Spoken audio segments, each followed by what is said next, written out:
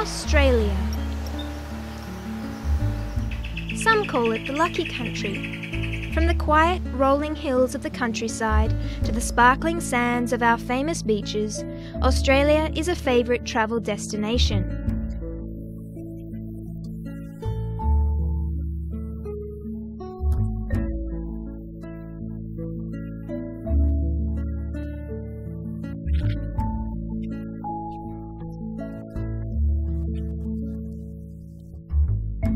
Every year, over 200,000 young people are drawn to Australia on working holiday visas.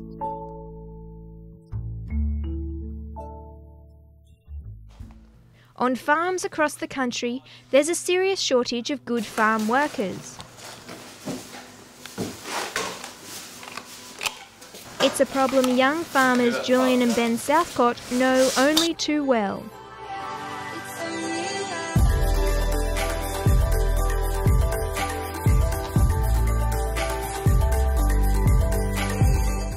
In 2005, the 250,000 backpackers who visit our shores each year were given the option to extend their visas for a second year. With the proviso they work on a farm or in a rural area for 3 months. This meant an influx in workers to rural communities and meant travellers saw parts of Australia they never knew existed.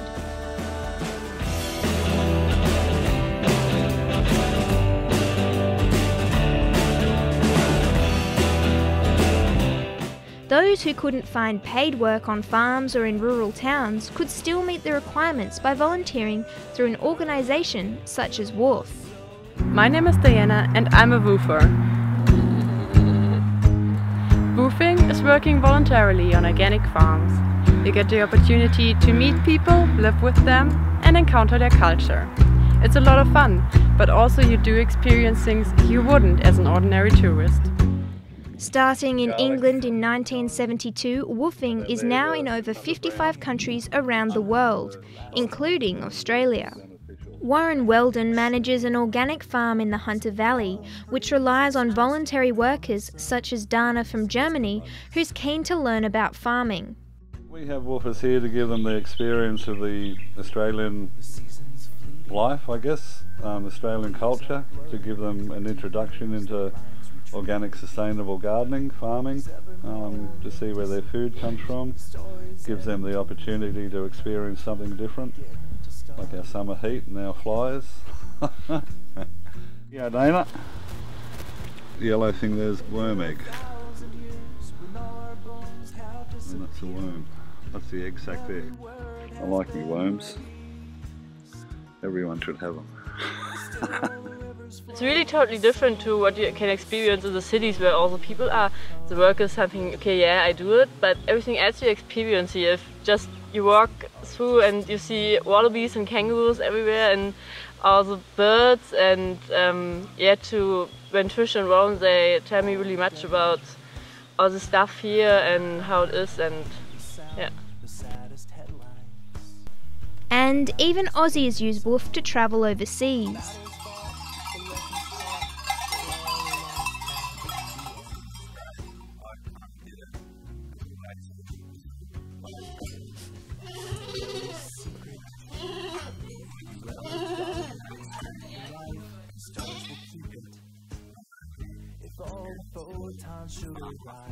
Just a speck in time and space, just a fleck upon its face.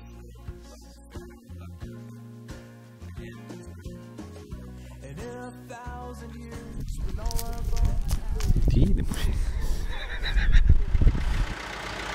Woofing isn't just a cheap way to travel, it's a vital part of organic farming all over the world. When he returned from his travels, Julian took over the family farm and became a woof host himself. Organic farmers don't use chemicals or artificial fertilisers, which means the food is cleaner and healthier. But it also means it's much more labour intensive to farm. Like Warren, Julian relies on woofers such as Miku to do weeding, pruning and packing.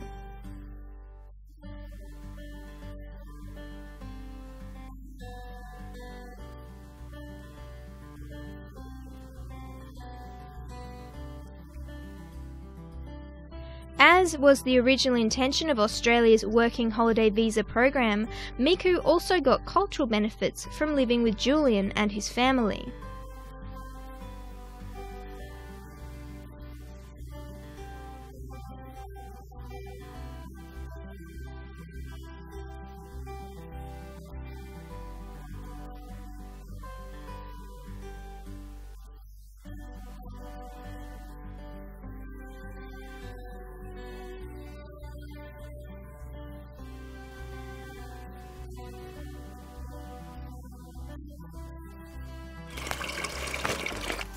Miku got her happy ending, but she also contributed to Australia's fastest growing agricultural sector.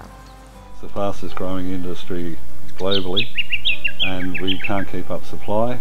Again, it comes back to labour.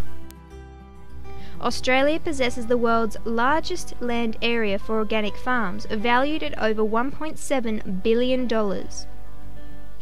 You only have to see how popular organic kale is at a local market in Sydney to realise how high the demand is.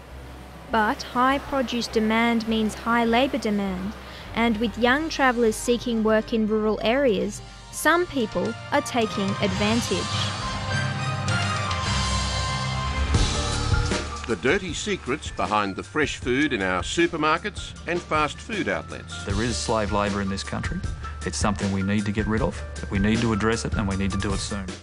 In an effort to protect vulnerable workers, changes were made to the rural work component. With volunteer work scrapped, travellers now need pay slips to apply for a second-year visa. Though the woofing program is still available, the largest source of volunteers were those needing their 3 months to extend their visas. It's only half a dozen people that were corrupt, to put it bluntly, that have ruined it for everybody. There was something like 2,000 visas in the Hunter Valley alone. So they've all now had to rush out and find paid work. If they can't find paid work, they've got to go home.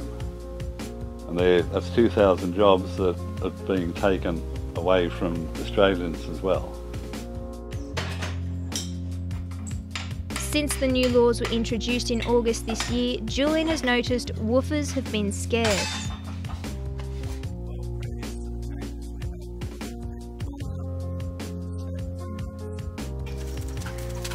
An extra pair of hands can make a huge difference during one of the most labour-intensive times of the year, kiwi fruit pruning.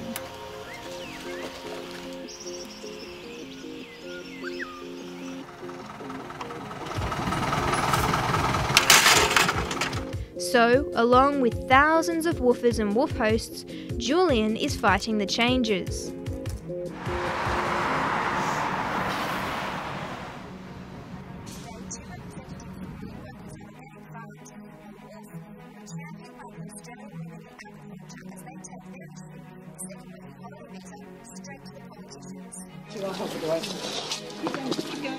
Greens Senator Janet Rice agrees with the farmers and believes the government got it wrong. The issue of exploitation is a major one, yeah, but it's not the people who are woofing who That's are right, being exploited. exploited. So we've already had hosts saying, look, I still need the workers, I'm going to have to just charge them accommodation.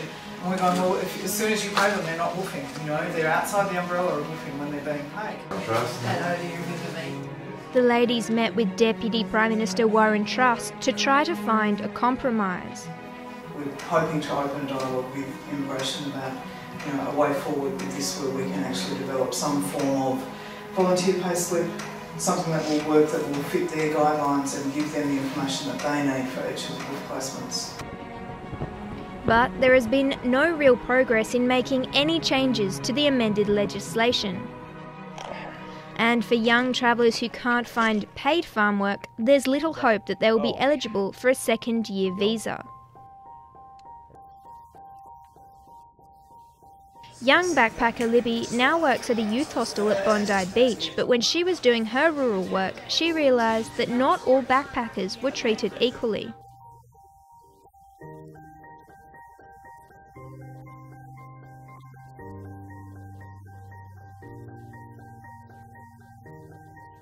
Travellers can be discriminated against for a number of different reasons, but the most common are their nationality, their sex, and their English fluency.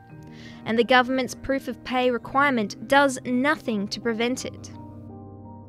Miku might have had Wolf to help her skirt discrimination and complete her rural work, but unless the legislation is changed back, other disadvantaged travellers won't have that option in the future.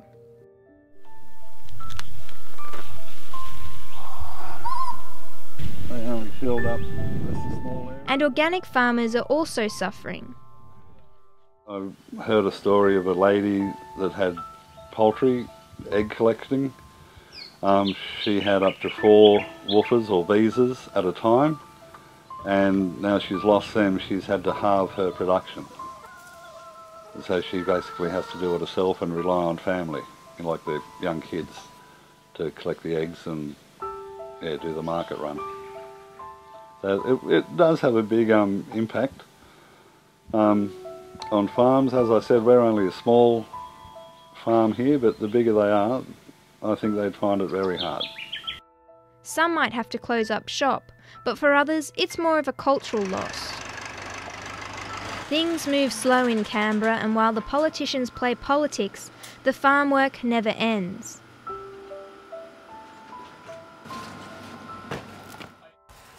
For Julian, the changes have made his life just a little bit harder. And just a little more lonely.